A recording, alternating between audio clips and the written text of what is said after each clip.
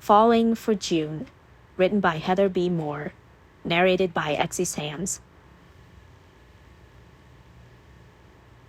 1. Are you serious? June Dawson tapped send on her phone and smiled as the chime confirmed her sent text. Her best friend Sydney was planning an all-girls weekend on one of the Hawaiian Islands before she married at the end of the summer. Typical Sydney. Everything about Sydney had always been over the top, whereas everything about June was, well, middle class, average, run-of-the-mill. There were dozens of cliches June could identify herself with. Her phone chimed again from the group chat with a text from Maria. "I'm in," Maria texted. Everything was easy for Maria, who bubbled with enthusiasm about the smallest things in life. Maria made snap decisions, and they were always the right ones. In fact, if June had to place a bet, she would have bet Maria would marry first out of the 3 friends. As it was, Maria had a pretty serious boyfriend who she was positive would propose within weeks. I hope he does propose. June wasn't even dating, but she had no problem being happy for her 2 best friends. Sydney, Maria, and June had become friends when Maria moved into their Seattle suburb. They'd all attended the same high school and been assigned to a group American history class project their senior year. June had known who Sydney was from afar as the class president and valedictorian, not to mention the homecoming queen. Sydney had always been popular in high school, and June, not even close. It was Maria who bridged the gap between them when they had to work on the history project. Once June got to know Sydney, they became fast friends, and Maria completed the friendship circle. When they all roomed together at Washington University, June worried that after graduation they'd hardly see each other again. She was wrong. Sydney planned semi-annual all-girl vacations, and Maria had created a private Facebook group where they posted their pictures and updates, and sometimes had late-night chats. "I'm serious, June, and don't tell us you're working," Sydney texted. "We all have jobs, and that's why corporate America mandates vacations. Did you know the French take off the entire month of August?" June read through the text twice. Then she checked her phone calendar for the date Sydney had proposed. June worked for a national pet store chain as the director of accounting, and she couldn't miss anything on the corporate level. At least she didn't have any corporate meetings that week. Those would be the following week. And her last vacation had been 5 months ago, when she, Sydney, and Maria had gone to Jackson Hole, Wyoming. Somehow, she and her best friends had all ended up working in a different state after college graduation. June was in Portland, Sydney in Santa Rosa, where she worked as vice president of a software firm, and Maria had stayed in Seattle, working in internet marketing. June scrolled to the beginning of the texting strand. Sydney wanted to book a bungalow in Maui, at a posh resort. June tapped on the link in the text, and it pulled up her browser and opened to the resort's webpage. Seeing the crystal blue ocean edging the beautiful resort nearly made June's decision for her. She turned to her laptop and filled out a vacation request form. She didn't want to commit until she knew she could get the days off. Maybe she was too cautious and practical. At least she'd often been accused as such. That was her strength as a corporate-level accountant. June texted the girls and told them she'd made a vacation request. They both sent cheering texts in reply, and June laughed at their enthusiasm. At least someone was excited to spend time with her. The subsequent texts were mostly between Sydney and Maria as they discussed Sydney's wedding dress. Both of June's friends knew she was a fashion accident waiting to happen, so they probably weren't too surprised when June had little to offer except for "you'll look beautiful." And Sydney would make a beautiful bride. Blessed with a petite body, soft blonde hair, and gorgeous hazel eyes, Sydney could wear a yoga outfit and look like she'd arrived from a magazine photo shoot. After a few more minutes of texting, June finally wrote, "Gotta go, ladies. I'll let you know if I can get the vacation days as soon as I find out." "Hot date?" Sydney immediately texted back. "I need to look that up in the dictionary to know what you mean, LOL." June texted. She hadn't been on a date in months. After she and Kevin broke up over 6 months ago, she hadn't gotten back into the dating scene like she thought she might. It was just as well, she decided. 2 of her co-workers were going through divorces, and June herself came from a divorced family. Single life wasn't bad, although at age 26, she was starting to tear up when she saw adorable baby pictures posted on Facebook. All the better that Sydney and Maria get married and start having babies June could spoil. No new men in your life? Sydney pressed. Not unless you count Office Mike, who asked me out again last week, June answered. I'll tell you all the boring details in Maui, smiley face. You better. I love Office Mike stories, Maria chimed in. Moments later, June was buried in her work. Sure, Sydney and Maria were plotting to set her up with someone, even though they all lived in different states. June had no doubt Sydney would try to find a way. June really did want to be in a relationship, but when she compared herself to the other single women she was around, heck, to her two best friends, June was average. What other 26-year-old single woman preferred to stay in on a weekend night and read a guilty pleasure novel? June had discovered Regency romances her senior year in high school, and ever since then, they had become a reward after finishing a deadline or achieving a goal. And, truth be told, the heroes in those Regencies were quite heroic. Of course, the heroines were always interesting and a bit charmed in life. June's life was far from charmed. The novels weren't real, nor were the characters in them, but when June closed the book with a happy sigh, she hoped that one day she'd have a man look at her like she was the most important woman in the world. That night, she received a confirmation from corporate that she could take her requested vacation days. Human resources must be working overtime. And now, June had a new thing to worry about. What was she going to look like in a swimsuit after a long winter? 2 weeks later found June hugging Sydney and Maria at the Honolulu airport. They'd each arranged their own flights over and had managed to arrive within a couple hours of each other. We have enough time to get something to eat before we catch the plane to Maui, Sydney said. June decided that each of her friends looked fabulous, Sydney even more so than usual with her pre-bridal glow bringing a pink blush to her creamy skin, and Maria's olive skin made her look like she'd already spent a week in paradise. June could already feel her usually straight hair starting to wave with the humidity. She'd probably end up wearing it in a messy bun the entire trip. She had gone to the effort to get a few highlights put in her hair so she didn't look too drab from the Portland rainy season. Real food sounds great, Maria said. I'm starving. I know it's worse, sitting crammed between two strangers for hours on end, or being forced to eat cardboard-tasting airplane food. Sydney laughed, and June smiled. Her own flight had been delightful. She'd read an entire Sarah Eden Regency novel, and had loved every minute of it. June had 2 more stashed in her suitcase. She'd have to download another book to her Kindle app if she ran out of reading material. June had decided to take this vacation seriously, and although she'd brought her laptop, she only planned to review her already compiled notes for the upcoming corporate review. Hey, look at those, Sydney said, digging into her brightly colored shoulder bag. The resort sent us care packages. She handed over 2 gift bags decorated in red flowers. June opened hers to find a pair of sunglasses, a set of postcards, a water canister with the resort's logo on it, and a discount card to the hotel's gift shop. Ooh, fancy, June said, putting on the sunglasses. They were decent quality, although she didn't recognize the brand name. After ordering teriyaki chicken rice bowls at one of the airport cafes, the women made their way to the Hawaiian Air terminal. So, tell us what's going on with Josh, Sydney asked Maria when they'd settled into their seats. Maria released a huge sigh. Nothing's going on. Well, I guess everything's the same. Which means nothing's going on. So, no proposal in the works? Sydney continued.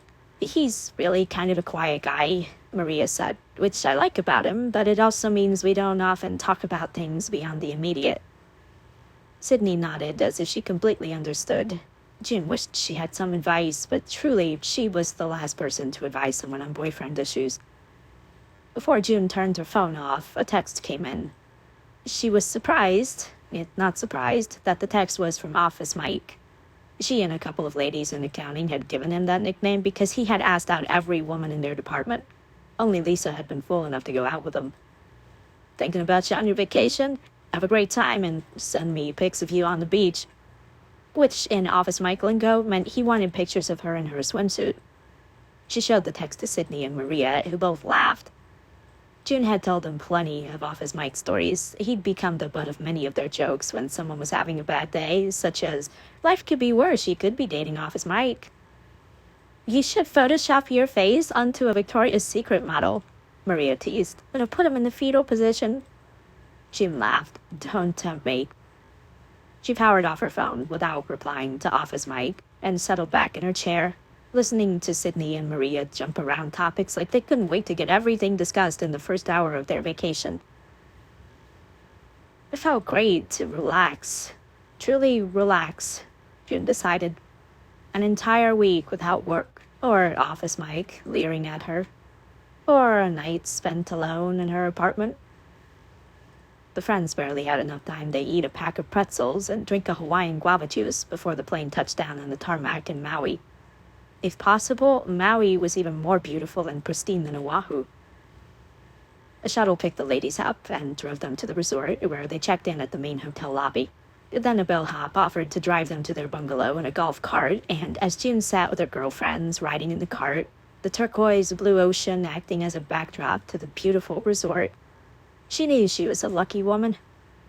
She might go so far as to leave her phone off for the rest of the day. Or maybe she'd leave her phone on, but only check her email a few times. The bellhop dropped off their luggage, and while Maria and Sydney were oohing and eyeing over the touristy decor of the bungalow, June walked out onto the back patio. The warm, humid air smelled heavenly. Vines laced across a trellis that stretched over the patio, and vibrant orange and red flowers bloomed above.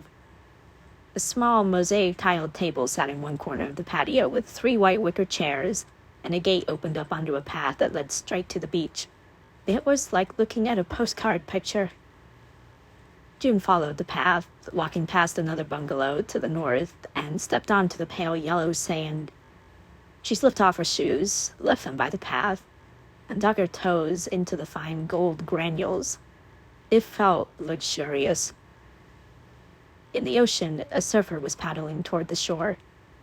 The waves were mellow, and June decided the surfer wouldn't have much luck today. She watched the idyllic scene as the surfer strode out of the water, carrying his surfboard under one arm. Once he got to the dry sand, he set the board down and peeled off his surf shirt, then shook his hair out. June realized she was staring. The man had a washboard stomach, and not that she hadn't seen them before in magazines or on the beach in the summer back home, but this man was looking right at her. June's face flushed, and she wanted to turn away, but that would look too obvious. She left her phone in the bungalow, so she couldn't pretend to be suddenly busy with that. No, she was practically rooted to her spot as the man strode toward her. Part drumming, she wondered why he was walking her way, of all places on the beach. "Wow, would you look at him?" Sydney said. June flinched. She hadn't heard either Sydney or Maria approach. The woman stood next to her, ogling the man. "Don't stare," June hissed. "He's looking right at us." Sydney said. "Too bad I'm taken. I guess you have dibs on him, June." "I don't have dibs on anyone," June said, feeling panic shoot through her. She'd hoped for a moment that the man might be young, even a high school student, so he'd be clearly off limits. But as the surfer grew closer, June estimated him to be about 30. "Hello there," he said as he came within earshot. His eyes were blue. No, green. Blue-green. Like a pond reflecting a paradise blue sky. June wanted to slap her cheeks, then squeeze her eyes shut and start all over. She couldn't stop staring at him. His shoulders were broad, his waist tapered, and his skin was brushed with a faint sunburn. So, maybe not a local. "Hello," Sydney called out in an enthusiastic voice. "Are you from around here?" He smiled. It was like a jolt of lightning had physically pierced June in the stomach, and she stepped back. "No, I'm here on vacation," he said, tilting his head toward the next bungalow. "Looks like we're neighbors." He was probably here with his gorgeous wife and 2 adorable kids, June decided. Sydney stepped forward and held out her hand. The surfer shook it, that smile still on his face. "Nice to meet you, neighbor," Sydney said. "These are my friends, Maria and June." Her voice lingered on June's name for a tad longer than necessary. "We're here on vacation, too." The man nodded and said, "I'm Lance." "You here alone?" Sydney pressed. His mouth quirked as if he found her question funny, or maybe annoying. June wanted to melt into the sand. Lance's gaze went from Sydney to Maria, then stopped on June. She knew she'd start blushing if he kept looking at her. Technically, I'm alone, although I'm hanging out with a friend who lives on the island, Lance said. A lady friend? Sydney said, her voice lifting with a suggestive inflection. Lance chuckled. Steve owns a chartering company a few miles down the coast. We go way back. He hooked me up with this place after he learned about... His eyes were on June again. My divorce. This time her blush couldn't be held back. So you're single? Sydney asked in a coy voice. I am. His brows arched over those beautiful ocean-colored eyes. What about you ladies? On a girls' weekend away from the husbands? I am engaged, Sydney quickly said. Maria here is almost engaged, but June is absolutely single. June didn't know whether to laugh or to run back to the bungalow. She smiled at Lance, hoping he had a great sense of humor. Sydney could be a bit much until one got to know her. Whoa, June, Lance said, her name sounding mellow in that low tone of his. I guess we're the odd men out. Or women. Both, I guess, June said in a too high voice. This man was seriously gorgeous, but he was divorced, and there must be a story behind that. Besides, he was much too outdoorsy for her. June was still trying to gear up for donning a swimsuit this week, let alone trying to surf. Or do whatever Lance did to get in such great shape. Well, see you later, I guess, Lance said, flashing another smile. Great to meet you all. He turned toward his bungalow and walked away. Sydney elbowed June. He's really hot. Shh, June said. He can probably hear you. Sydney only laughed, and then she and Maria started walking toward the water. June held back, needing to calm her heart rate and let her body temperature go back to normal. She found herself looking toward Lance's bungalow, and to her mortification, he'd propped his surfboard against the patio wall and turned. Her eyes met, and when Lance smiled this time, she knew it was just for her.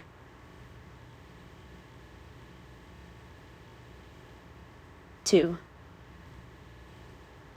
You have to come see this guy, Sydney told June. June crossed to the open patio door of their rented Maui bungalow. Apparently, since Sydney was engaged and Maria had a serious boyfriend, June was the only available one of the three.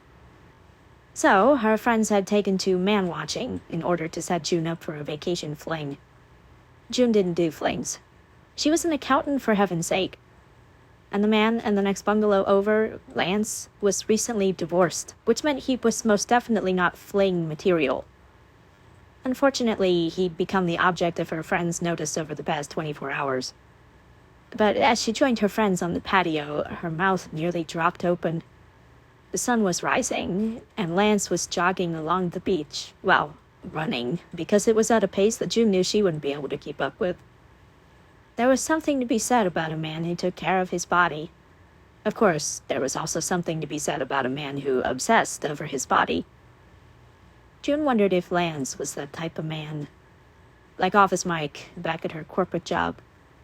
He dated nearly every available woman in the office and wasn't afraid to regale his dates with the number of miles he ran over the weekend and the amount of weight he could bench press.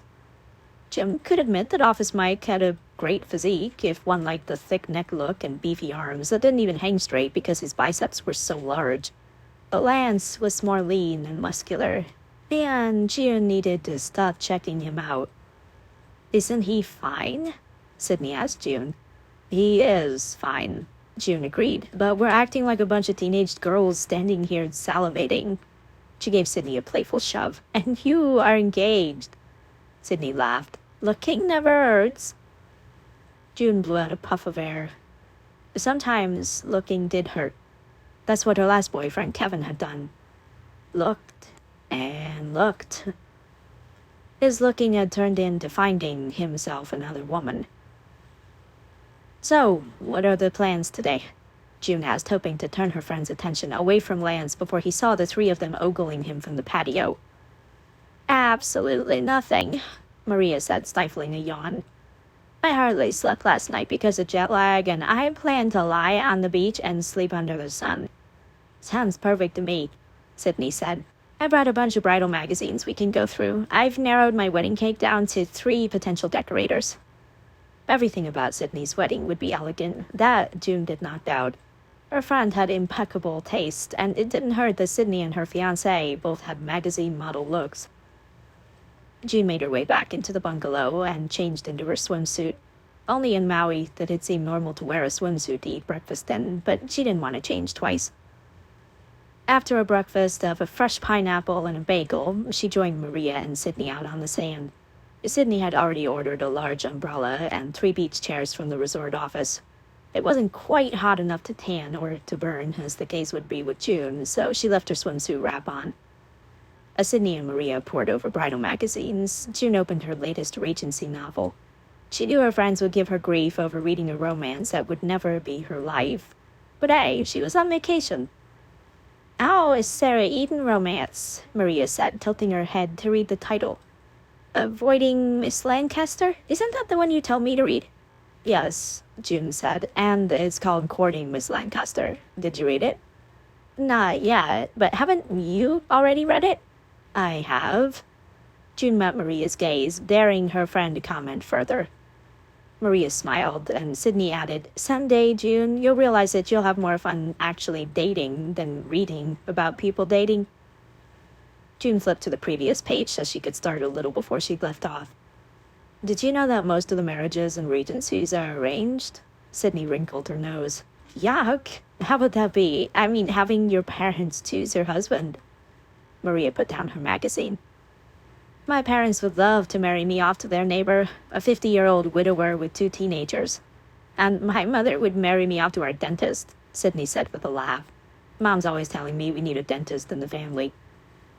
June shook her head, letting a smile escape. "That's because you were born with the most crooked teeth I've ever seen." Sydney slapped June's leg. "After you." Sydney fell silent, and June looked over to where she was staring. Lance was walking straight toward them, carrying 2 boogie boards. "He's coming this way," Maria practically squealed. "Shut up," June whispered. "He's not deaf." "Bye, ladies," Lance said, slowing to a stop. June smiled up at him, unable to miss his lean but sculpted physique, but then refocused her gaze on the ocean.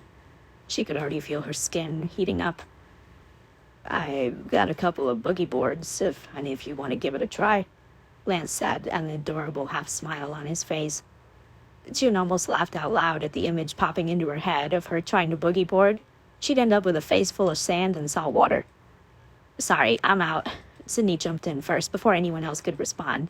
"Maria's going with me to the hotel gift shop to get a few things, but June was saying how she wanted to try boogie boarding this week." June snapped her head up and stared at Sydney, who completely ignored her. "Great," Lance said in a smooth voice, obviously not noticing that June was about to commit a homicide. Before June knew what had happened, her friends were striding off toward the bungalow, and she was standing next to Lance with the boogie board in her hand. Really not all that coordinated or athletic, or even in that great of shape." One side of Lance's mouth lifted. "You're in great shape. Besides, it's not like surfing. You lie on your stomach on the board and let the waves push you to shore." "Right." June bit her lip, thinking. She really didn't want to make a fool of herself, but Lance's blue-green eyes were kind of hard to look away from. Would it be so horrible if she just stood here and talked to him? No boogie boarding required? He grasped her boogie board, his warm arm brushing hers. "You probably want to wear your swimsuit, though. You'll get plenty wet." June looked down at her cover-up, and a rush of heat swept through her. Lance was inches away from her, and he didn't look like he was about to avert his gaze. She released a sigh and pulled off her cover-up, hoping that every strap and string of her swimsuit was in the right place. It was too late to start a twice-daily regimen of sit-ups and push-ups. She'd have to reveal her pale, soft self to the public viewing of the citizens of Maui. At least the good news was that the bungalow was a gorgeous enough place to hide out in the rest of the week if this turned into a disaster. Lance led the way, and that gave June a chance to give herself a discreet once-over. Her swimsuit seemed to be covering what it was supposed to cover. When Lance reached the edge of the water, he turned to her. "Ready?" "I guess," she said, trying to sound cheerful. It came out more as a half-hearted sigh. Lance chuckled. "We can quit any time, but try it at least once." The first wave of surf water that rushed over June's feet made her shiver. She continued walking beside Lance, and the next wave hit her mid-knee. She nearly stumbled, and Lance grasped her arm. "Thanks," she said. If she couldn't even walk into the ocean, how was she supposed to boogie board? When they reached the water to about waist deep, Lance let go of her arm. "Okay, now we turn and get our boards ready. When the swell gets close, we lie down on the boards and start to kick." The next wave that came was too flat, so they waited for another one. "Where are you from?" June asked, fully expecting him to say California or some other sunny place. "Vancouver," Lance said. "Washington?" she asked, her heart nearly stopping. Vancouver was less than an hour away from Portland. "Yep," he said, looking at her, curiosity in his gaze. "And you?" I work in Portland." He let out a laugh. "Small world." He looked behind them. "The Swan's a good one, let's go." She leaned forward onto the boogie board, and the cool ocean water soaked her as she started to kick. The wave lifted her, then propelled her forward right alongside Lance. By the time they reached the shore and flat-bottomed on the sand, June was laughing. "Okay, that was fun. Except to feel like a little kid." Lance grinned at her. "Kids always have the best time. Let's do it again." 3. The sunset splashed orange and pink across the Maui sky as June sat next to Lance. She couldn't believe she'd spent the whole day with him. After boogie boarding for a couple of hours, June had practically collapsed onto her towel, and Lance had ordered lunch to be delivered from the resort cafe. They talked and ate, Lance telling her about his career of owning and managing a couple of health food stores, which completely intimidated June. Not only was the guy in great shape, he was kind, good-looking, and successful. He had to have some deep, dark secret, some major flaw. "Do you have a boyfriend?" Lance asked her in an easy voice. June was curious about him, too, knowing he was divorced, but she hadn't expected this question quite so soon. "Not currently," she said with a sigh, thinking of Kevin and the way she'd been attracted to him from the start. She'd soon learned that many women were attracted to him, and Kevin never deterred them. "Is there a story in that sigh?" Lance asked, his eyebrow lifted. Lance was lying on his stomach as the sun's rays baked his already tanned back. His chin was propped on his hands as he looked over at her. She turned on her side to escape the full heat of the Maui sun. "Well, his name was Kevin. We dated about a year, and when I thought we were moving to the next level, I inadvertently answered his phone when he was in the shower, since I knew he'd been waiting for a call from his sister." Her face warmed, and it had nothing to do with the sun. "Let me guess," Lance said. "The woman calling wasn't his sister, right?" June felt her eyes burn. It was silly, really, to still feel the hurt after all of this time. It had been more than 6 months. 6 months, 2 weeks, and 3 days, in fact. "Hey," Lance said, turning so he was propped up on one elbow. He reached down and grasped her hand. "Breaking up is never easy. I should know." June swiped at her eyes, feeling embarrassed that she'd gotten emotional over Kevin of all men. He was probably on his 3rd or 4th girlfriend after her, and June knew better than to take his cheating personally. "So, what about you, then?" she asked, unable to help noticing that he was still holding her hand. "Me?" he said, flashing a half-smile. "Ex-girlfriends or ex-wife?" "Whichever is the best story," June said, returning his smile. Ex-wife it is, then." He removed his hand and scrubbed his hand through his hair. June didn't mind the view of his arm flexing as he moved it. What woman would leave a guy like Lance? She nearly held her breath, waiting for him to explain. Gary saw through me, I guess, he said in a thoughtful tone. June rolled her eyes. Really? That's all there was to it? Not right, Lance said, returning his blue-green gaze to June.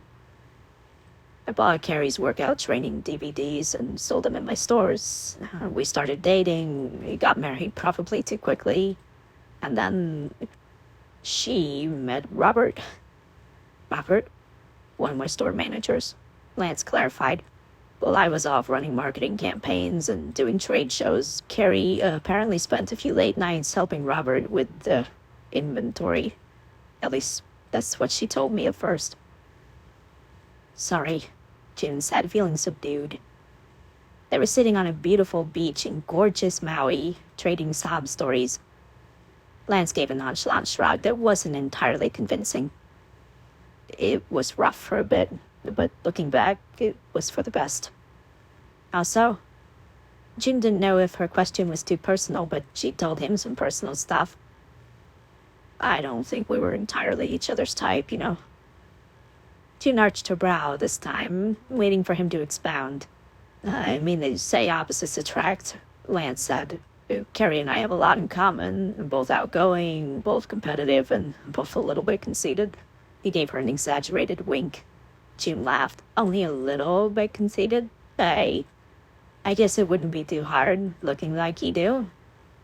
June stopped talking. She'd said way too much. His gaze intensified. Did you give me a compliment? June opened her mouth, but she dismissed any of the comebacks going through her mind. She shook her head, feeling lame. But Lance was smiling, and when he reached for her hand this time, the heat from his touch shot all the way through her. Want to go out to dinner with me tonight? June knew she should say no. She hadn't seen her friends all day, friends she was supposed to be spending girl time with. She didn't want to fling with a man on vacation, and she knew that the more involved with Lance she became, the more at risk her heart would be. He lived less than an hour away from her. But she couldn't look into his blue-green eyes and say no. I'd love to, she replied. Perfect, he said, squeezing her hand, then letting go. I need to get a couple of things done. I'll come over around 6. Does that sound okay? Yeah, June said, hardly believing this gorgeous man was so interested in her. Maybe he was looking for a fling. She exhaled, knowing she could hardly confront him with a bunch of paranoid questions. She was probably overthinking it. It was just dinner. She rose to her feet and brushed the sand off the places she could reach. Then she grabbed her towel and book. As she watched Lance pick up the boogie boards and his own towels, she said, "Boogie boarding was a lot more fun than I expected." "Wait until tomorrow," Lance said with a quick smile. "You might be sore in places you didn't know could be sore." June rotated her shoulders. "I'm already starting to feel it, but it's good for me." Lance started walking with her toward the bungalows. "You never told me what you do. What's your job?" "Oh," June said, running a hand over her damp hair. "I'm an accountant." Lance stopped walking. "What?" she asked with a laugh after seeing his surprised expression. He shook his head and started walking again. "It's nothing." "What is it?" June pressed. "You can't leave me in the dark." He slowed to a stop again and gazed at her for a moment until June started wondering if she had some sand on her face. "Just that..." Lance shifted the boogie boards in his grip. "You're pretty much the opposite of Carrie in every way." Isn't it a huge faux pas to compare another woman to your ex?" June teased, although her heart was hammering with anticipation. What had he said about opposites attract? In this case, it's one of the highest compliments I can give," Lance said, all teasing faded from his voice. His gaze moved along her face until it settled on her lips. "Well, thank you, then," June said, trying to keep her voice audible. She turned toward the bungalows again and started walking before Lance could see the heat creeping up her neck. Had he been about to kiss her? She didn't know, but would he really have kissed her in broad daylight on a public beach? Her pulse thudded, and she didn't look at him again until she reached the path that branched toward her bungalow. "Thanks for everything." June knew she sounded like a parrot. 6 o'clock works. Great, Lance said. She gave him a quick glance and an even quicker smile. Then she slipped away, feeling his gaze on her as she walked along the path. When she reached the back patio, she looked over her shoulder to see if Lance had made it to his bungalow yet. He was nowhere in sight, but she could still feel the warmth of his gaze on her skin. 4. June stared at her reflection in the mirror. She was definitely sunburned on her shoulders and arms, and her feet, of all places. Otherwise, her makeup hid the sun she'd gotten on her face, and she washed all the sand, didn't see water from her hair. "Maui looks good on you," Sydney said, passing by June's bungalow bedroom. Her soft laugh trailed down the hall after her. June couldn't believe she was going on a date tonight with Lance when she'd come to Maui on an all-girls vacation. Rotating her shoulders, June realized Lance had been right. She'd have sore muscles in places she hadn't known could be sore. "So, you're going out to dinner?" Maria sat leaning against June's bedroom doorway.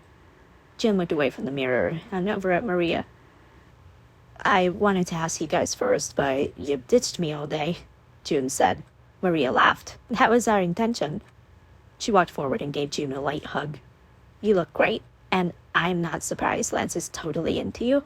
"It's just dinner," June said. "Besides, he's coming off a divorce. He's probably lonely."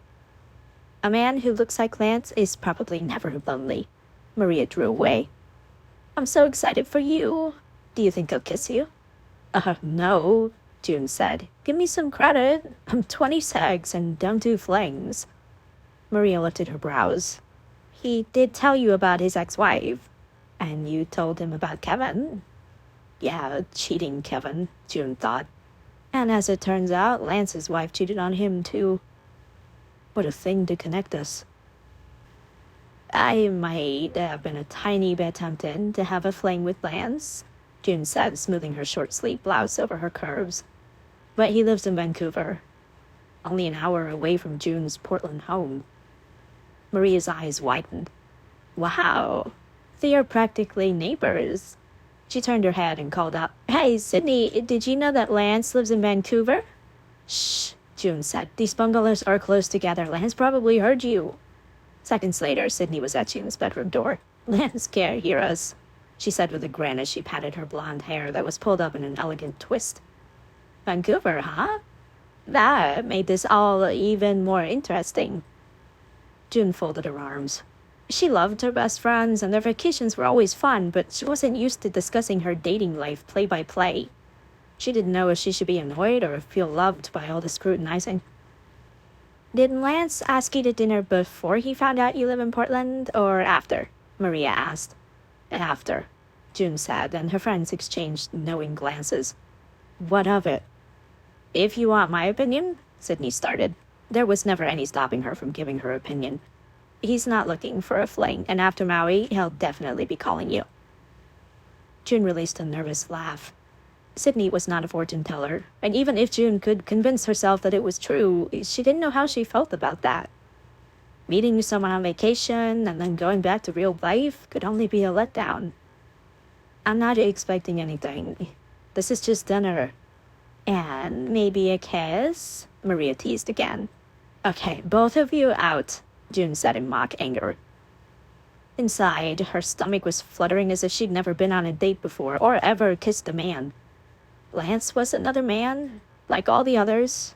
There were certainly some flaws. That's what she had to focus on. And once she discovered what they were, the butterflies would stop. Sydney and Maria shared another round of knowing glances and left June's bedroom. She decided to change out of her capri pants into a flowing skirt. It was something she'd ordered online, not sure if she'd have the opportunity to wear it in Maui. After pulling on the skirt, she turned to the mirror again. "It's just dinner," she told herself. Dinner with an extremely good-looking man who knew what it was like to be jaded. They'd have fun tonight, and they might hang out a little more over the next couple of days, and she'd probably never see him again. "Hi, Lance. Come in." Sydney's voice sailed from the front entrance loud and clear. June cringed. Sydney had spoken extra loud so June would hear. If she wasn't so nervous, she'd probably laugh about it. She wiped her hands on her skirt and applied one more round of lip gloss, not wanting to overdo her makeup with lipstick or anything else. She waited a couple of heartbeats until Sydney's voice sailed again down the hallway. "June, you have a guest." June did laugh then, quietly, so Lance wouldn't hear. He probably thought they were acting like a couple of 16-year-olds. "Coming," June called back, surprised her voice sounded casual and confident because she felt anything but. If she had her choice, she'd curl up with her Regency novel for the evening, then go to sleep thinking about what-if scenarios with Lance. Much safer than the real thing. But when she walked down the hallway and saw Lance standing in the doorway of the bungalow, she knew her imaginings could never be better than the real man. Lance in the flesh was a beautiful thing. He wore long khakis, which seemed a bit formal for the island, and a button-down pale green shirt that was open at the collar. The shirt fit him perfectly, and the khakis, well, she wasn't gonna let her gaze stray too much. "Hey," Lance said, stepping forward. He kissed her on the cheek, and June could have melted right on the spot. She didn't miss the faint scent of musky cologne. "You look great," he added. "Great?" June blinked. He was generous with the compliments, which she could totally handle and might even get used to. "You clean up pretty nice yourself," she said. "You're actually wearing clothes." Lance laughed, and June was sure her face broke all blushing records.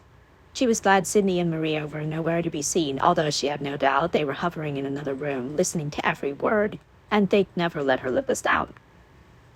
"That's a good thing for where we're going," Lance said, opening the door. "Where are we going?" June said, stepping past him and walking out of the bungalow, glad to not be face to face with him for a couple of moments while her blush receded. "My friend Steve told me about a restaurant down the coast a couple of miles," Lance said. "He said it has a great atmosphere." "Sounds good to me." Jim looked toward the winding road that connected the bungalows. "Do you have a car?" Over here," Lance said. "I borrowed Steve's Jeep." She walked with him as his hand touched the small of her back, guiding her around a couple of tall palm trees to where a bright yellow topless Jeep was parked. "Steve must be a good friend," June said, trying to ignore the plethora of fluttering butterflies in her stomach at Lance's casual touch. "How do you know him?" "Went to high school together, and then he married a Polynesian woman and ended up in Maui." "Sounds like a pretty good deal," she said as she climbed into the Jeep, noting how Lance held the door open for her. "This place is beautiful." "Yep." Lance walked around the Jeep and settled into the driver's seat. "Steve's got 3 kids already. Makes me feel like I'm behind in life or something." She could definitely relate to that. At 26, she wasn't even dating anyone. At least Sydney was engaged, and Maria nearly so. "You want a whole slew of kids, do you?" she teased. "You can always find an obliging 20-year-old. Funny," Lance said, his eyes twinkling as he glanced over at her. 1 or 2 kids would do eventually, but I'm not about to make any predictions or have any expectations about life. My marriage to Carrie taught me that pretty quickly." "Life can be unexpected," June agreed. "Unexpected can sometimes be good, though," Lance said, his gaze lingering on her as he started the Jeep's engine. June's pulse quickened at the way Lance looked at her, and she realized she was seriously attracted to this man. Not just, wow, he's good looking, but she wanted to be near him, to learn everything about him. Sitting this close to him in the Jeep made it hard for her not to reach out and touch his arm or grab his hand. But June had never been comfortable taking the role of instigator in a relationship. Her last boyfriend, Kevin, had no problem wrapping his arm around her, grabbing her hand, or even kissing her in public. She'd been charmed at first, but when his eyes started following a pretty waitress serving their table or straying past her when she was talking, she realized his outgoing affection wasn't contained to only her. With Lance, she wanted to touch him, wanted to take his hand. With Kevin, she'd never had enough distance from him to desire his closeness. It was always there and too possessive. June exhaled as Lance pulled onto the highway and the wind started tugging at her clothes and hair. Maybe the cool wind would also cool down her thoughts. 5. June let her eyes slide shut for a moment as Lance drove the borrowed Jeep to the Maui restaurant. The wind was cool, yet not cold enough for a jacket, and the fragrance of the blooming flowers along the highway seemed to caress June's every sense. She opened her eyes and peeked over at Lance. He was drumming his fingers on the steering wheel as he drove, tapping with the beat of the music. It wasn't a song she recognized, but that wasn't unusual. She could hardly remember lyrics or the names of bands, even the ones she loved. Numbers were more her thing, which she thought might make her fairly boring to Lance, but Lance had seemed impressed with her corporate accountant job. He seemed confident with the business side of things for his health food stores. June found herself watching Lance's fingers drumming out the beat, noticing the muscles of his forearm. Her stomach fluttered as she wondered what it would be like to hug him. June had to tamp down a blush at the thought. Thankfully, the sun had set, and even if Lance looked over right now, he wouldn't distinguish her blush. The drive was short, and soon Lance was pulling off the 2-lane road into the restaurant parking lot. June could see right away that it wasn't a restaurant by conventional terms, but more of an outdoor cafe.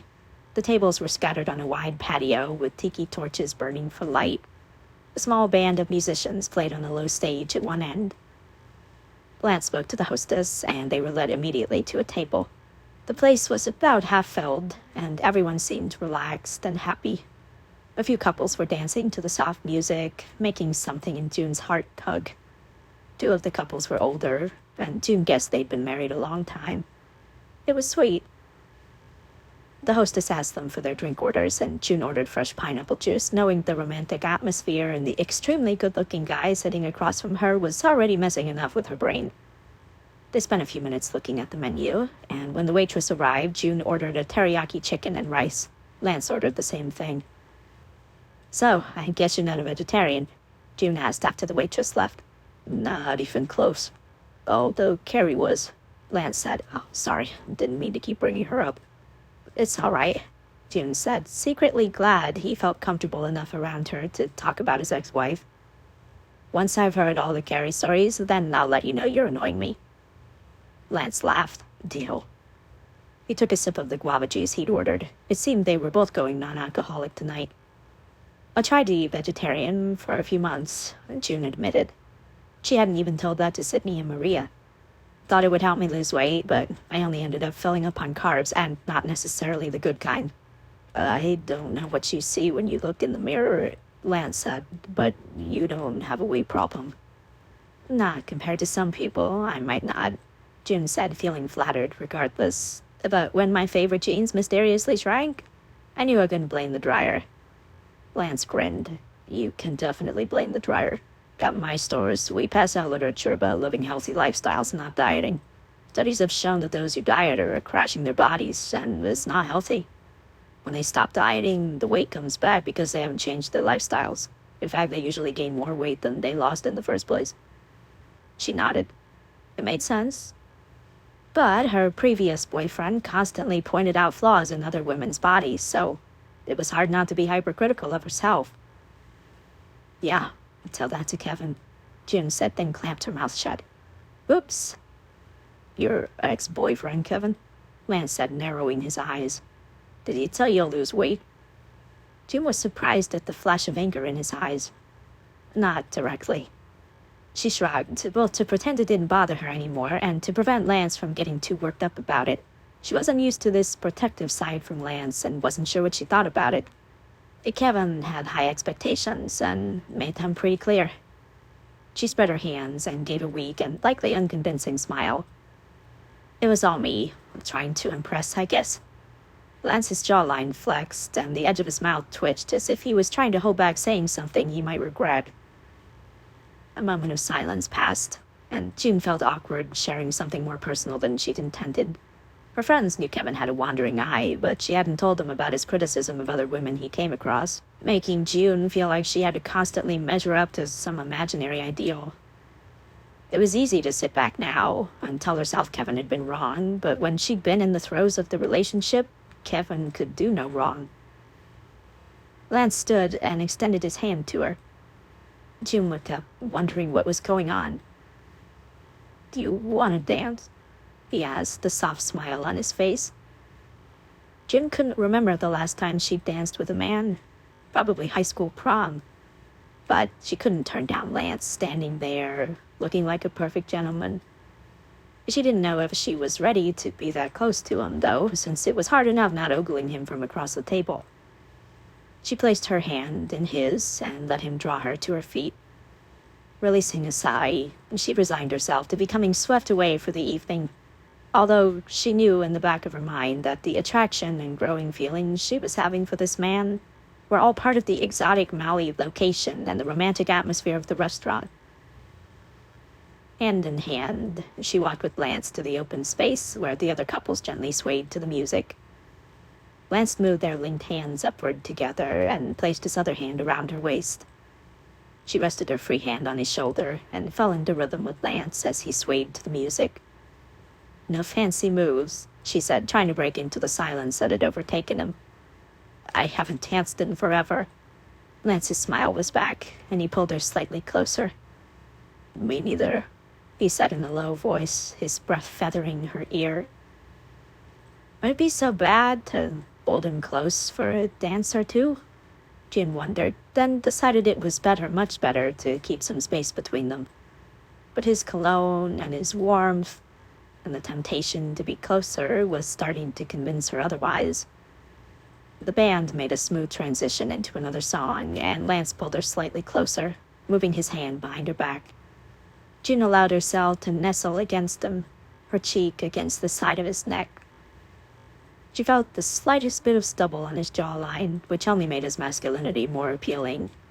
And he smelled so good, making June realize how easy it would be to get lost in this man's strong, warm arms, and let herself forget everything for one night. Lance's throat vibrated against her cheek as he hummed the melody the band was playing. Even though she was on her feet, dancing, being in Lance's arms was making her feel relaxed and drowsy. "How long have you been friends with Sydney and Maria?" Lance asked.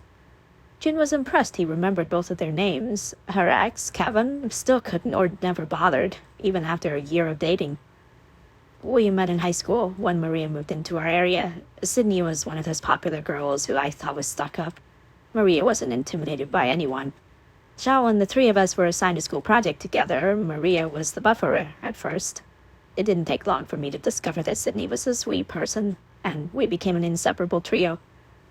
"My younger sister's like that," Lance said, keeping time with the music as they swayed. "She and her high school friends are still close, even though most of them are married with kids now." "What about you?" June asked. Lance shrugged.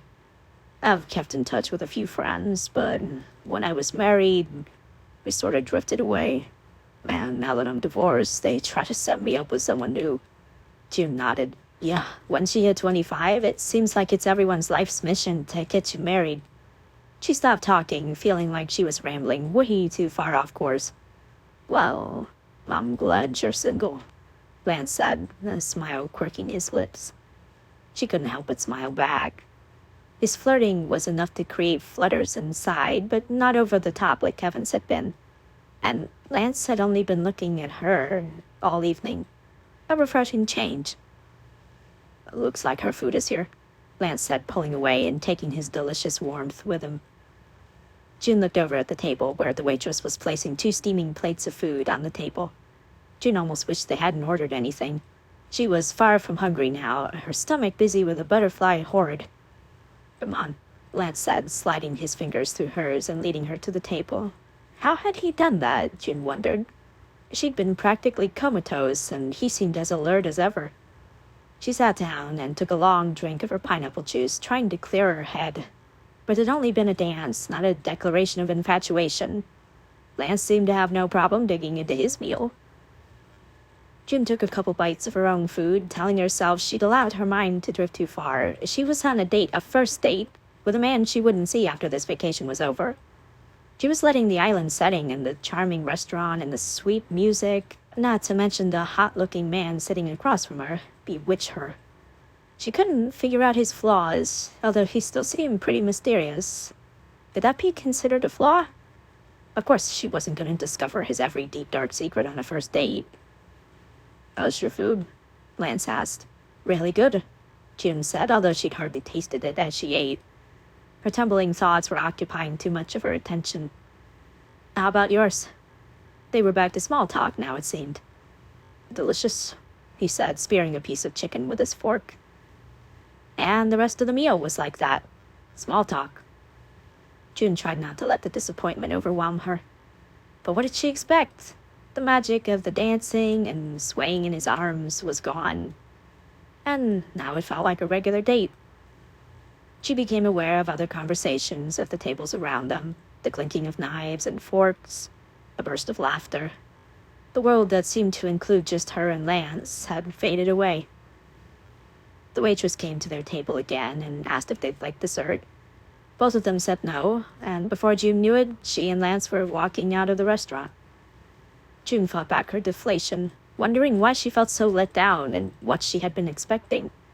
Maybe it was Maria's comment about getting kissed, and Sydney's about how Lance was really into her. But the date had turned out quite ordinary, after all. The ride home in the Jeep was even quiet. Not completely surprising, since the top was off and it was hard to talk over the warm wind rushing about them. When Lance pulled up to the bungalows and shut off the engine, June decided she was tired and was looking forward to reading for an hour or so while tucked in her bed. At least her novel was guaranteed to have a good ending. Thanks for everything, she said, keeping her voice cheerful. The food was great. It tells Steve thanks too. She reached for the door handle, not needing to make Lance open the door for her, when he grasped her hand and said, "Hey." She stopped and looked over at him, her pulse thudding at his touch. "I've been wondering something," he continued in a low voice, as if he didn't want any passers-by to overhear him, even though they were completely alone in the velvety darkness. "Why did you stay with Kevin when he degraded you so much?" This stopped her, but she realized she'd been asking herself that very question for a long time. She looked down at where he was still touching her arm. "I guess I let myself get caught up in us and forgot about me. It sounds lame, but it's the truth." "I get it," Lance said. "I think it was the same for me with Carrie. I was afraid if I took a stand, she'd leave. But then she left anyway." June met his gaze, and in the moonlight it was hard to read his expression, but the way his hand was still on her arm, and the fact that he hadn't made a move to get out of the Jeep, told her he'd listened to her and understood her. "But I'm not that guy anymore," he said.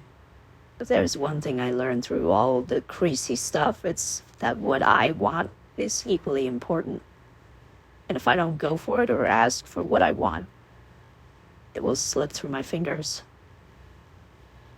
Jim nodded, not sure what to say or where this was going. He shifted in his seat so he was facing her more. Then he slung his arm across the back of her seat, getting closer but not touching her yet. "June," Lance said in a near whisper. "I know we just met, and it's our first date, but I want to kiss you." Her breath hitched. She couldn't formulate a coherent sentence. "Is that okay?" he asked, and she might have said yes, but she wasn't sure. June didn't wait for him. She was done waiting. He was so close now, close enough to touch. She slid a hand behind his neck and drew him toward her, pressing her mouth against his. She might have initiated the kiss, but he took over without hesitation. And it was like being on the dance floor again, everything else disappearing but the feel of him. His arm slid around her and pulled her close, at least as close as possible in the Jeep, and her entire being centered on the warmth of his mouth exploring hers. He kissed her slowly, deliberately, testing and tasting. Her toes tingled, and her hands wanted to explore his shoulders and touch his face. Kissing Lance was like waking up after an unexpected deep night's sleep. She felt relaxed yet invigorated at the same time. A breeze brushed against them, making her skin prickle with a mixture of warmth and coolness. Lance's hands moved from her waist, up her arms, and then cradled her face.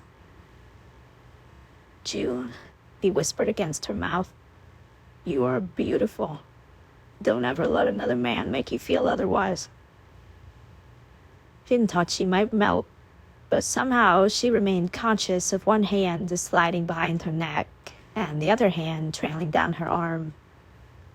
He kissed her again, this time more deeply and slowly, making it clear he wasn't in a hurry, and neither was June.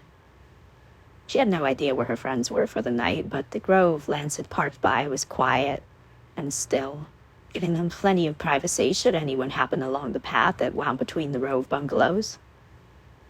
It had been a long time since June had felt cherished by a man, and by a man who didn't have an agenda, who wasn't trying to get her inside his apartment and beelining it to a bedroom. Lance's hands hadn't strayed, and he wasn't pressuring her.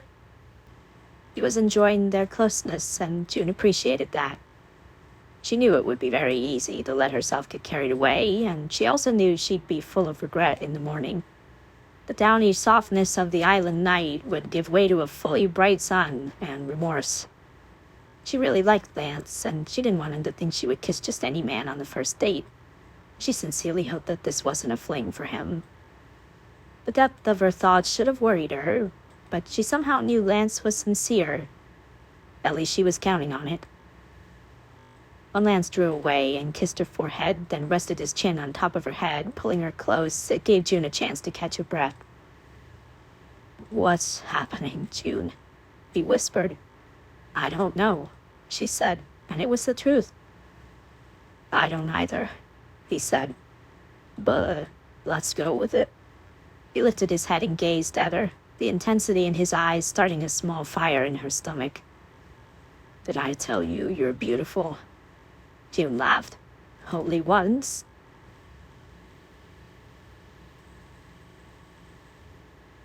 Six. June didn't want to open her eyes, even though she knew the morning was nearly over, judging by the light filling the Maui bungalow bedroom. Lance had kissed her last night, thoroughly. Before she began worrying that she'd started some random vacation fling with a newly divorced man on the rebound, she kept her eyes closed a little longer, remembering. Lance's strong arms pulling her close, his long fingers caressing her face and moving behind her neck and into her hair as his mouth explored hers. The fire of his touch had singed the butterflies that had been in her stomach all night. The way he'd told her she was beautiful, and that if he ever met her ex-boyfriend Kevin, he'd be more than happy to knock him out. June couldn't help but smile at the memory of Lance's vehemence and tenderness so rolled into one. She'd never felt so protected, so understood, so cherished. The heat grew again at the memory of the way he'd kissed her, and if she wasn't careful, she'd be acting like a lovesick teenager. June allowed herself a luxurious stretch and one more flashing thought of how he'd walked her to the bungalow door, his arm around her, and drawn her in for another kiss that left her no doubt as to what the word swoon really meant in a romance novel. "Are you ever going to get up?" Sydney's voice cut through June's delicious daydreaming. June reluctantly opened her eyes. Both her friends were standing in the open doorway of her bedroom. June hadn't even heard them open the door. Sydney was grinning, and Maria had an equally broad smile. "You got kissed, didn't you?" Maria asked. "Can't a girl have a little privacy?" June asked, knowing it was too late to hide her blush. "Oh, my heck!" Sydney practically catapulted onto June's bed, followed by Maria. "Tell us everything. We tried to stay up, but the time zone difference kicked our butts. Apparently that didn't stop you from getting some action. You guys," June said with a laugh, "I just woke up. I can barely think right now." "Well, wait."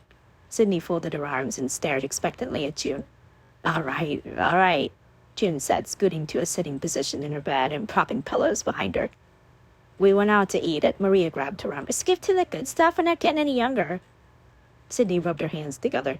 "Unless it's too steamy to confess." Holding her hand up, June said in a rush before she lost her nerve, Okay, he kissed me. A lot."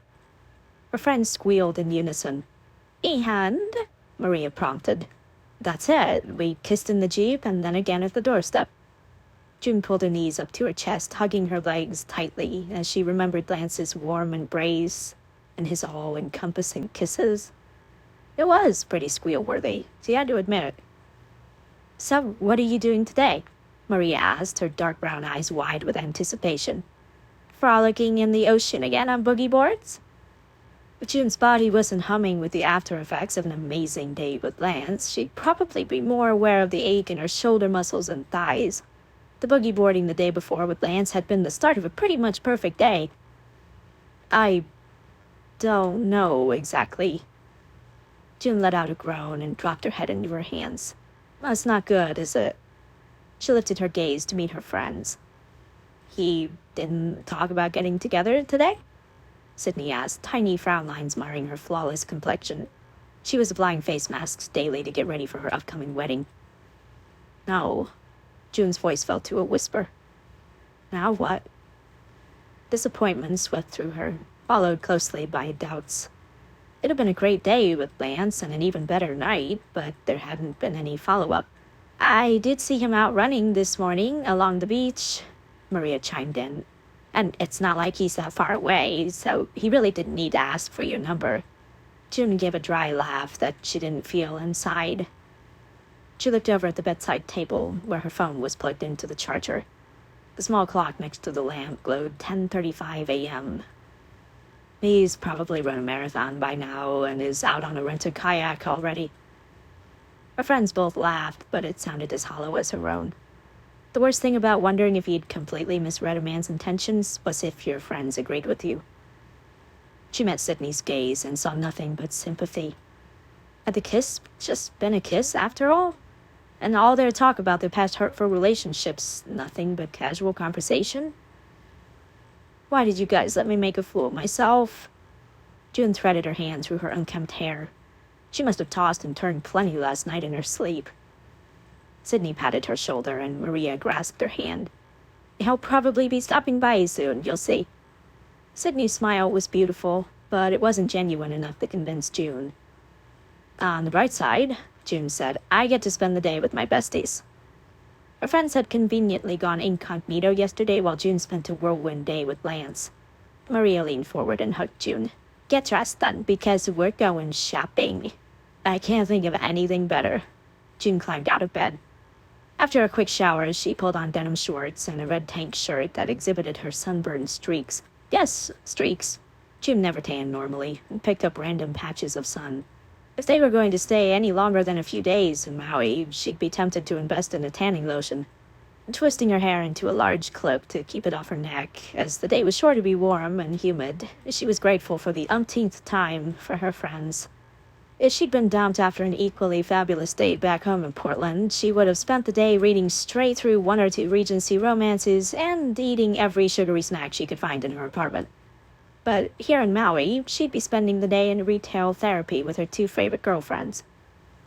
They rented a Jeep, which only reminded her again of Lance and their date, but this time June sat in the back, letting the wind tug at her hair as Sydney drove on the meandering, picturesque highway bordered by flowering hibiscus plants. "We found a place yesterday that you'll love," Sydney called to June over the wind. "I hope you're ready to spend some money." June's hand tightened subconsciously over her purse in her lap. She might be an accountant by trade and frugal most of the time, but she was also on vacation. 20 minutes later, she was climbing out of the back of the Jeep, definitely feeling the stiffness in her muscles from boogie boarding the day before. She walked with Sydney and Maria into a charming boutique called Sun and Sea. A curvy Polynesian woman in a pink and white muumuu greeted them. "Aloha, I'm Mahalini. Let me know if you need any help." June said aloha before Mahalini turned to a customer she was already helping. June wandered around the store, trailing her fingers along the rounders of cotton dresses and soft blouses. The island women looked so feminine and pretty in such clothing that June decided that would be her code of dress in Maui as well. She found a mango orange sundress and strappy white wedge shoes and went into the curtained dressing room to try them on. "Love it," Sydney said when June came out of the dressing room to show her friends the outfit. The store employee stood next to Sydney. Mahalini stepped forward and tucked her fresh plumeria behind June's ear. The scent of the flower was strong and sweet, and when June turned to face the mirror, the plumeria completed the outfit perfectly. The sting of Lance not asking her on another date lessened. A new dress and shoes was certainly helping. "I'll take the whole outfit," June smiled over at Mahalini. June and her friend shopped at a few more boutiques, and June picked up another outfit and a pair of comfy flip-flops. When in Maui. By the time they returned to their resort bungalow, the sun had crossed the sky and a beautiful sunset had flamed against the western horizon. "Someone's been to our place," Maria said as she shut off the engine to the rented Jeep. June looked over at the bungalow. A wrapped bouquet of exotic flowers lay on the front porch. Her heart thumped as she wondered who had brought flowers and who they were for. Both Sydney and Maria cast her a significant look, but June didn't dare allow herself to hope. She climbed out of the Jeep and led the way to the bungalow. Picking up the flowers, she was immediately struck by their heady, fresh smell. If nothing else, Maui was a plethora of divine scents. Nestled inside the bouquet was a plain white envelope. She lifted it out and turned it over to see her name scrawled across the front. Not knowing what Lance's handwriting looked like, she still knew it was from him. Both Sydney and Maria looked over her shoulder as June opened the note. Privacy wasn't a thing between her and her best friends, apparently. "June, meet me at the resort bonfire tonight. Lance." 7. "It looks like you're gonna get use out of the dress you bought," Sydney said, and Maria laughed. June ignored her friend's quips.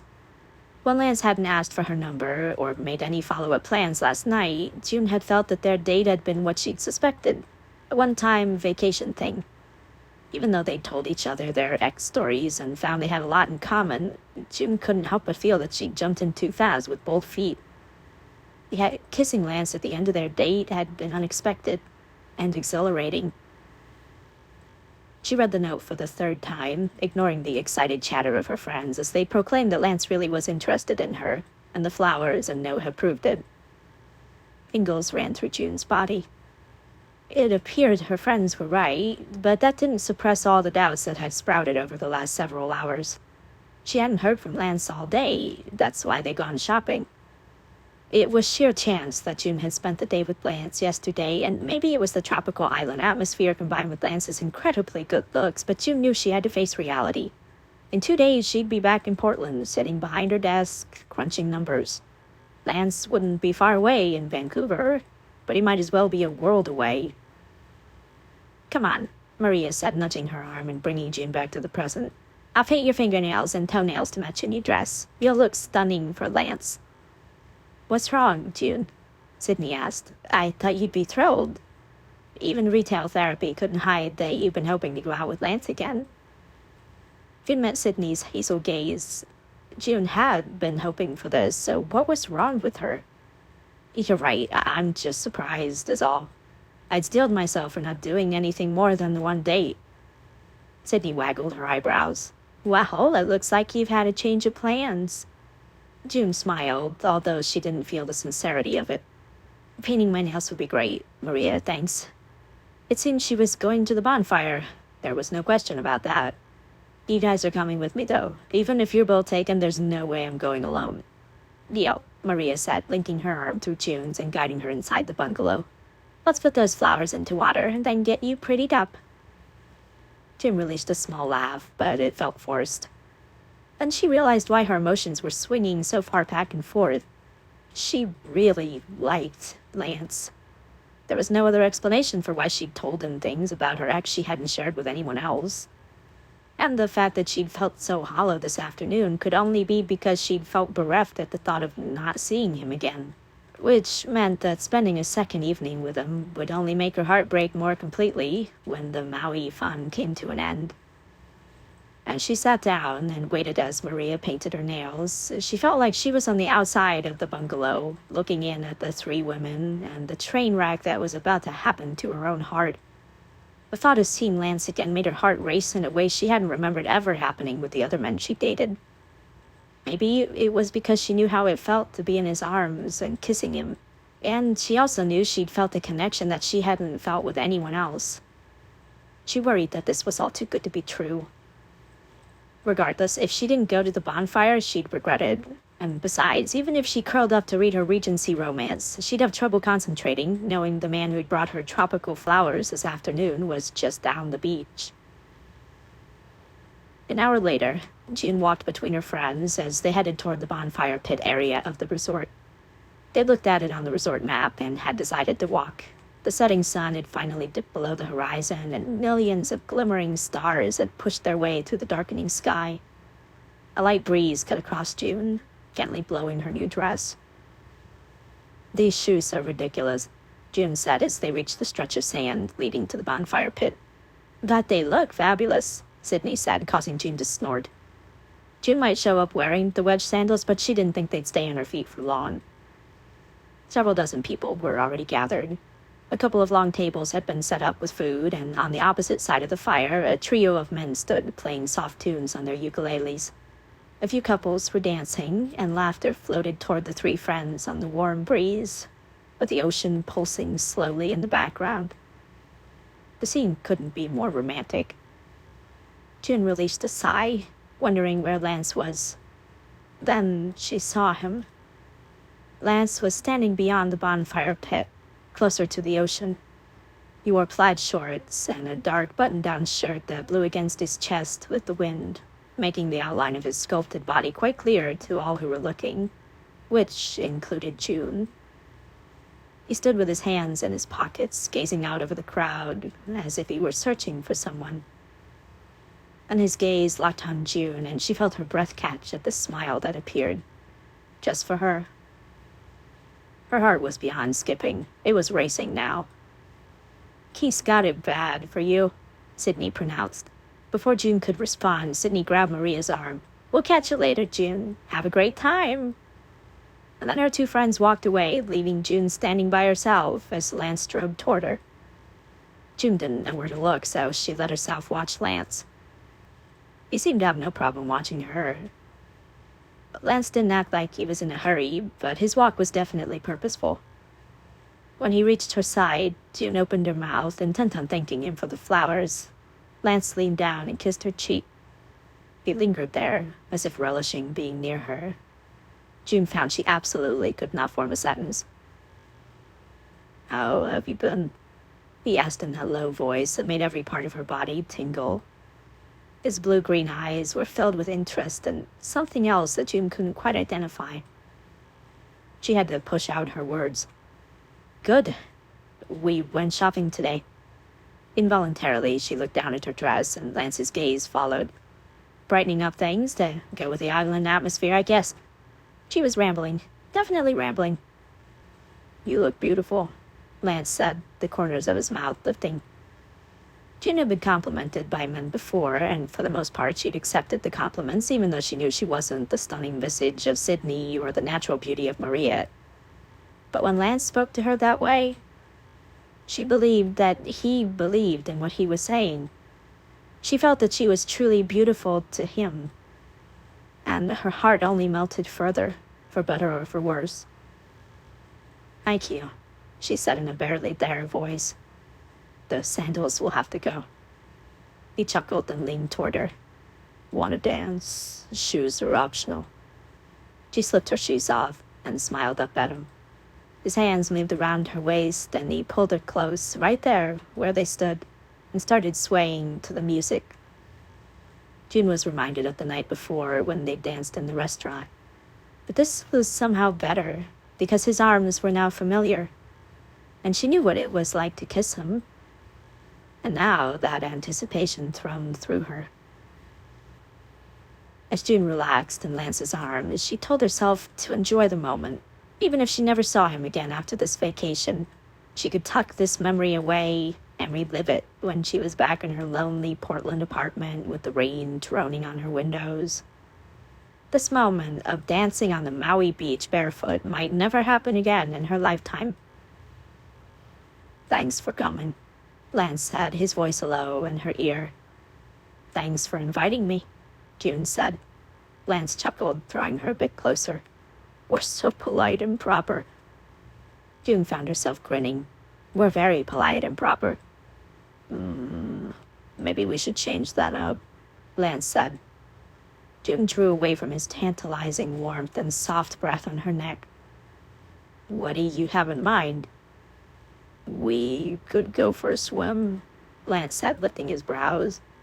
But it's dark.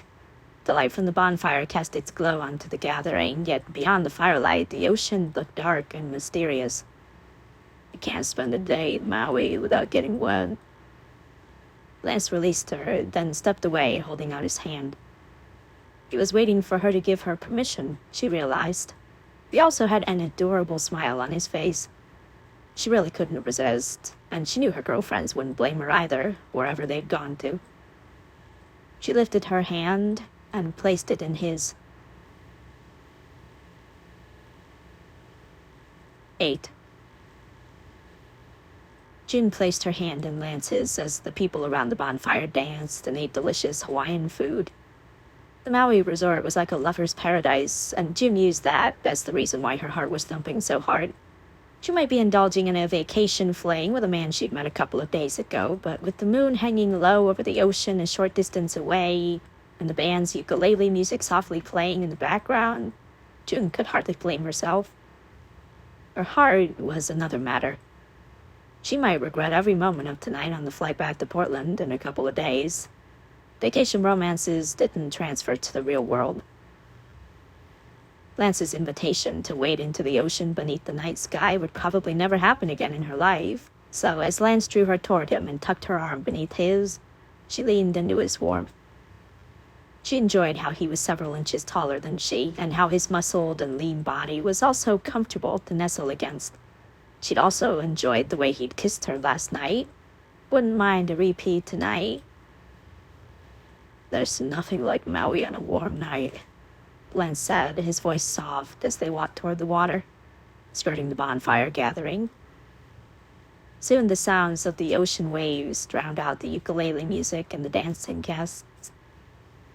June said, feeling as if she was in a half-dream state. It was quite remarkable, really, that she and Lance had hit it off. The closer they grew to the water, the cooler the air became.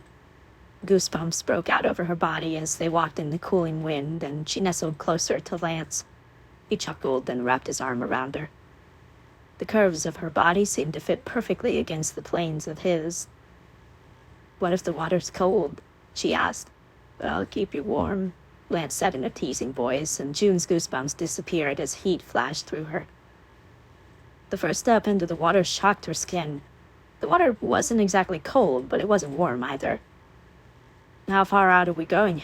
She asked. Lance looked down at her, his blue-green eyes nearly black in the moonlight. Not far, but you're gonna get pretty wet. He released her and tugged off his shirt, then tossed it toward the dry part of the sand. Do you want to take anything off? No, June said immediately. She enjoyed seeing Lance's torso in the moonlight, but she wasn't removing any clothing. One of them had to stay sane.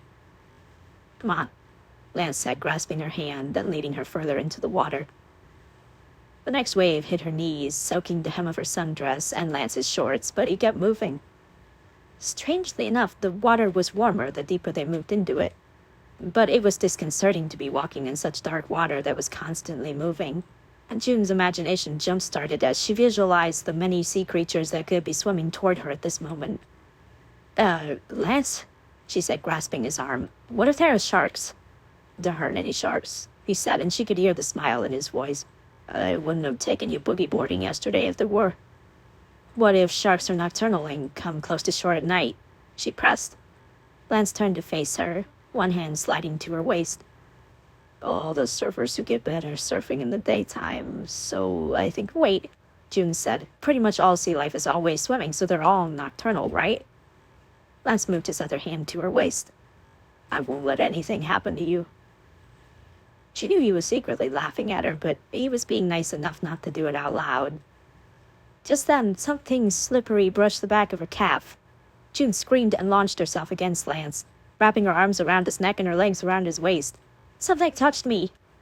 Lance nearly staggered backward in surprise, but he was able to remain upright while at the same time wrapping his arms about June. What the? Something touched my leg, June said, panic still pulsing through her. A fish or a shark or... It's okay. Lance said with a laugh. "I've got you.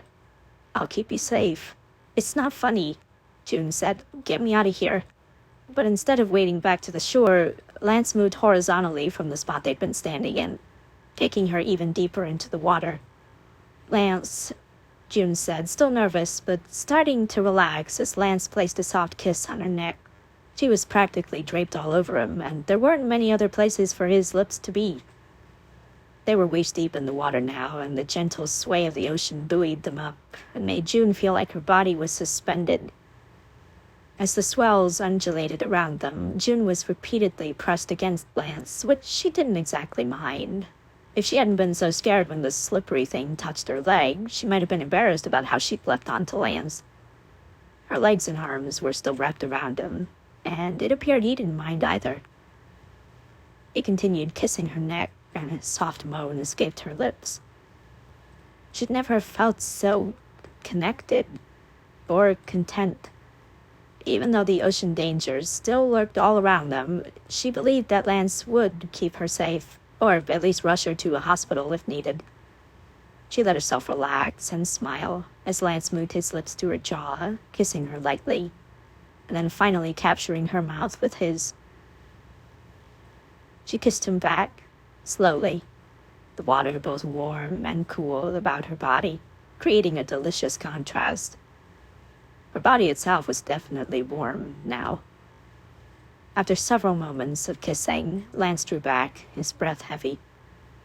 "I think sharks are actually nocturnal," he said, leaning his forehead against hers, "but I'll still keep you safe."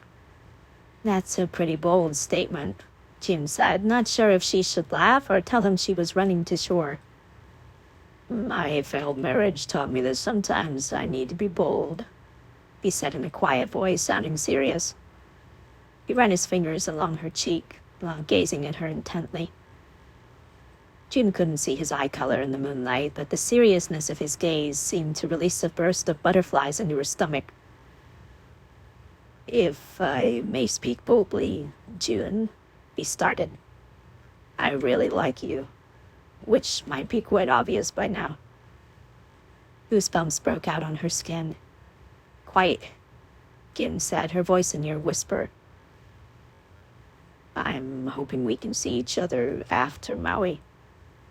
It was more than June had hoped for, and suddenly she didn't know how she felt about that.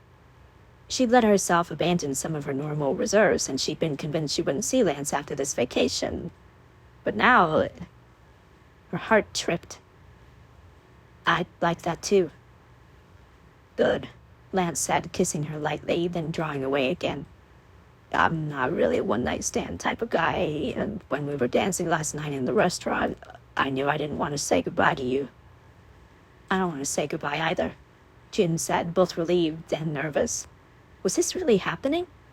Was her vacation crush the real deal? She couldn't let herself overthink it. After all, they were in an amazing location, and her body was intertwined with his. Physical attraction could be clouding her common sense. He pulled her tightly against him, kissing her hard. She became absolutely lost in everything that was Lance, and if it wasn't for the threat of swimming sea life with sharp teeth, she probably wouldn't have left their ocean sanctuary. "Come on," she said when she had the strength to draw away. "Let's get dry." He arched a brow, making her blush. But instead of protesting, he drew her along with him until they were both walking out of the surf, hand in hand. He snatched up his shirt and their shoes, and they continued to walk in the direction of the bungalows. "Cold?" Lance asked as June shivered involuntarily. He draped his dry shirt over her shoulders, then wrapped his free arm about her. "Thanks," she said, and nestled her head against his shoulder as they slowly walked. The ocean breeze cut through the dampness of her dress, but the warmth of Lance's shirt and his body heat made her feel as if the temperature had never been more perfect. 9. Today was the day June would be leaving paradise. They'd had a wonderful vacation, and June was missing Lance, but not regretting their time together. But now, at the Maui airport, Sydney and Maria both confronted June. "So, you gave him your phone number?" Sydney asked, her usually flawless lips pulled into a concerned frown. And you have his number? Maria asked, her arms crossed over her chest as she stared at June with her deep brown eyes. Yes, June said. We have each other's numbers, and he said he'd call, all right? She was feeling put on the spot because she didn't want to tell her best friends everything. June supposed it was her own self-defensive act in case Lance didn't call. Or if he did and they discovered that their interest in each other and fast-moving romance was just an island vacation thing, it didn't transfer into their regular lives. When does Lance go back? Sydney asked, her voice a bit calmer now. Tomorrow, June said, so I probably won't hear from him for a few days while he's traveling and getting back to his job. I really, really hope Lance is the decent guy we all think he is, Maria added. Me too. June tried to smile at her nosy friends. But you're both stressing me out by overanalyzing everything. She might be lecturing them, but she was lecturing herself, too. There was nothing she could really expect from Lance over the next day or two as they were both traveling, so she might as well relax and enjoy the last few hours with her best friends before they all had to dive back into regular life. And there was Sydney's wedding to look forward to in a few months, and Maria's possible engagement announcement. You're right, Sydney said, her smile genuine. Let's forget men for the rest of the day. I'm already starting to miss you guys. She looped an arm through each of June's and Maria's, and they walked together to the boarding line where they'd catch a commuter plane to Honolulu, then connect to their regular flight back to the mainland. 2 hours later, they were settled in their 747 flight and crossing the Pacific. They chatted for a while, mostly about Sydney's wedding plans. Then Maria dozed off. June took out a Regency romance that she'd started to read on the vacation before Lance had distracted her from all reading endeavors. For the next hour, she read, but eventually she realized she hadn't been paying attention to the plot. She couldn't stop thinking about her own life's plot over the past week with Lance. Last night, he'd kissed her goodbye and held her for a long moment. She'd allowed herself to fully enjoy being with him and not let worries creep in. But now she couldn't stop them. She turned back several pages of her book and started to read again. But the images of Lance and the memory of his words, their interactions, the way he held her hand, and how it felt to kiss him, continued to bombard her. She shut the book with a sigh and closed her eyes. She had no choice but to let the memories take over and play themselves out. She missed him more than she wanted to admit to herself, and it hadn't even been a full day since she last saw him. What was Lance thinking about her? What were his true feelings? Because June was starting to realize that she'd fallen a little bit in love. And hopefully, if Lance didn't return her feelings, there was still time to fall back out. The sun had set behind a bank of rain clouds by the time June arrived in Portland, after another plane change and a goodbye to her friends with lots of promises to let them know the minute Lance contacted her. As June climbed into her car she'd left in long-term parking, the familiar surroundings started to rush back. Although her car and everything in it was familiar, June felt that she was different. She had changed. The old insecure June was no more. In her place was the June who had renewed hope, who was falling in love with a great guy, and who'd finally let go of her bad relationship with Kevin. June turned on her car, then wrapped her hands around the steering wheel. If she really had changed, then she wasn't going to let small worries keep her from calling Lance. He said he'd call her once he was back in Vancouver, but it wasn't like June had to follow any rule book. She'd spent the past several days with the man. She had to have some confidence in their relationship. Before she could talk herself out of it, she picked up her cell phone and called Lance's number. It rang 3 times before he answered. Hey. The sound of his low voice sent a tremor through June. Hey, she said, her mind suddenly racing. She hadn't planned what to say. I just got to Portland. Good news, he said. How's the weather? She looked down the long end of the parking garage. Looks like rain. He chuckled, and his voice seemed to reach across the Pacific and wrap around her. She really missed him, which might make her a bit crazy. So, June started. Just wanted to say hi. I won't keep you. You can keep me, Lance said. June blushed at the way he turned her cliched phrase into something more personal. His flirting was a good sign, especially now that they were apart. Good flight, Lance said after her silence. Yeah, we all took naps, June said. It will take a few days to get readjusted, I'm sure. Agreed, Lance said. Well, I'm meeting Steve and his family soon. Oh, no problem, June said. Thanks for answering. Thanks for calling. The phone call was way too short for June, and she hung up after saying goodbye, wondering if she'd sounded too forward or eager or clingy or whatever it was that drove men away early in a relationship. She didn't want to be any of those things, but the emptiness that had started growing inside of her after she left Maui was only getting wider. June exhaled. She'd called him. He'd answered. It was a nice but short conversation. She had to allow herself to be content with that. And then, when he returned, she had to hope she wasn't about to get her heart broken. The drive back to her apartment raced by as her thoughts stayed preoccupied with all things Lance. When she stepped into her apartment, the first thing she noticed was the stale and musty smell.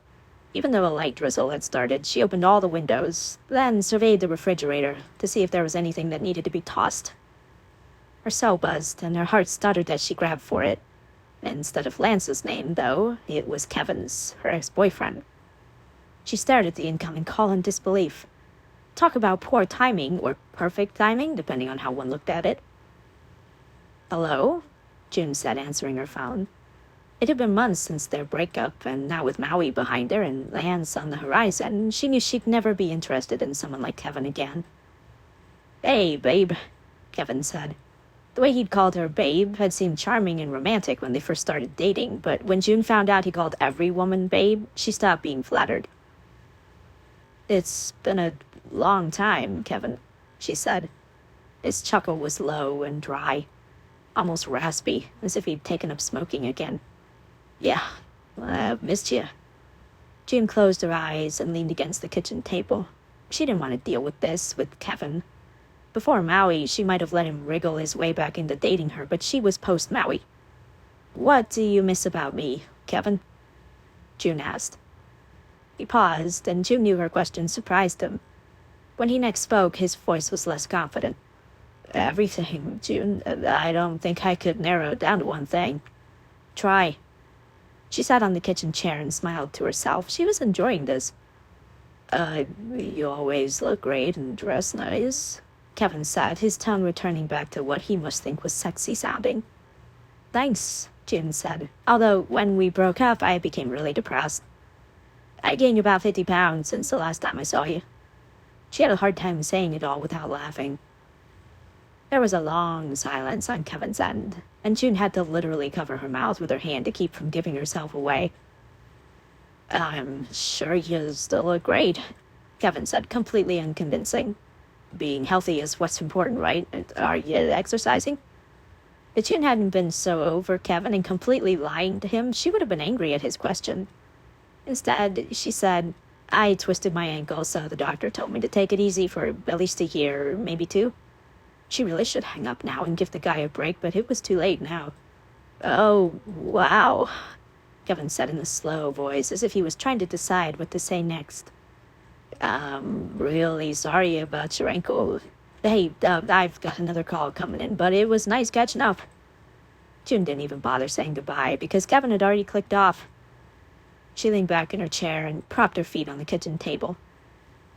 She sat with her phone in her hand, listening to the sound of rain through the open windows. She wasn't entirely happy with saying those things to Kevin, but it had been cathartic. She was definitely a different June, and she had Lance to thank for it. She hoped he wouldn't break her heart for real. 10. June paced her apartment floor.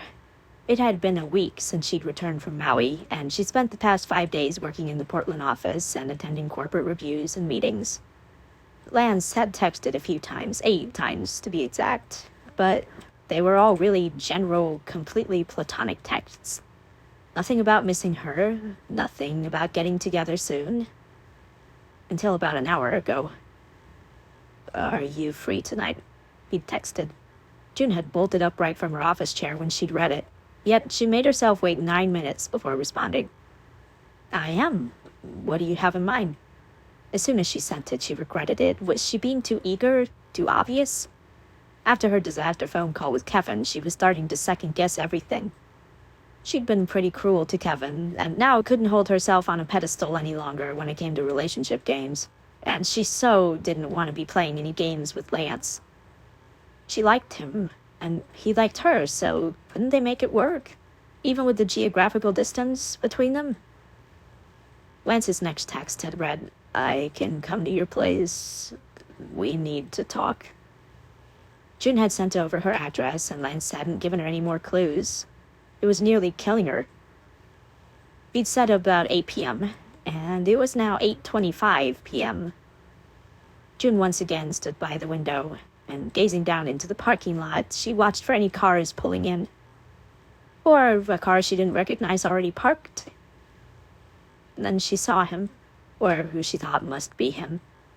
He wore a dark jacket, and his hands were in his jeans pockets as he scanned the numbers of the apartments while standing on the sidewalk below. She stepped back from the window as he lifted his head to look up. She didn't know if she could wait to find out what was going on one more minute.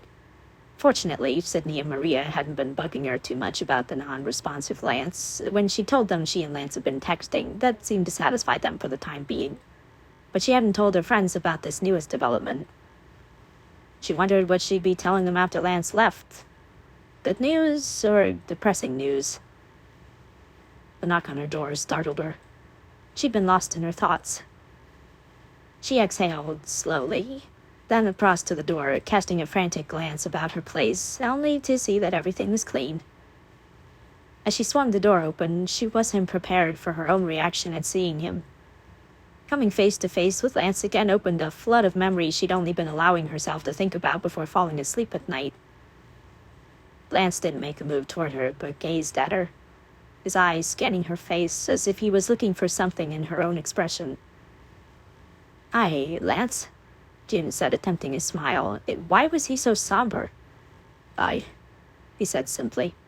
"Come in," she said, her nerves buzzing inside of her at the sound of his voice. She hadn't heard it since that phone call in the Portland airport. She stepped to the side, and Lance walked in, passing by her so June caught his scent. Her grip on the doorknob tightened. His familiar scent almost undid her. She shut the door with a shaking hand and took a deep breath before turning to face Lance. He was slowly walking about the front room, looking at the artwork on her walls, which amounted to random flower paintings she'd collected at garage sales over the years. His hands remained in his pockets, and he still hadn't smiled at her. She stayed in the entryway, not knowing what to do. When he finally turned toward her, she asked, "Do you want a drink or anything?"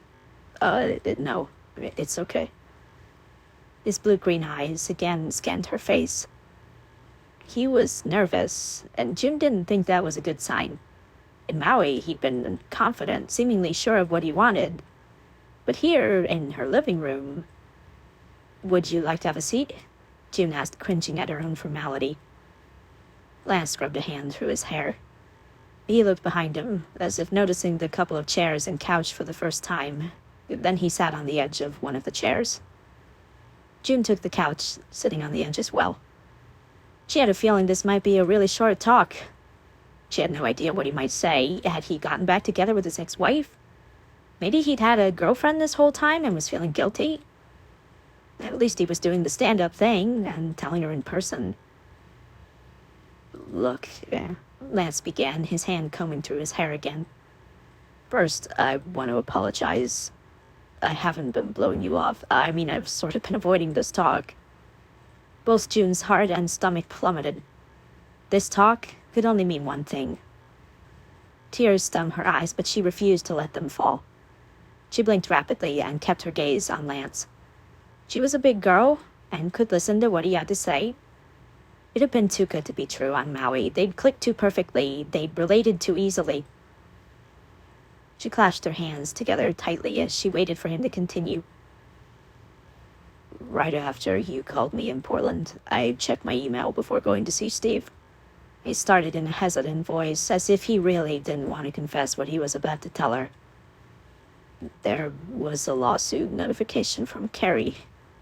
She's suing me for half the company I started before we were married. Yeah, she worked for me, but she was always on payroll even when we were married. I didn't want her doing sweat equity like me. At one point, I almost added her as a partner, but I never got around to it. When we divorced, I was grateful I hadn't. June could only stare at him, but this wasn't even close to what she was expecting to hear, and she had no idea where he was going with it. I never made it to Steve's that night, Lance said.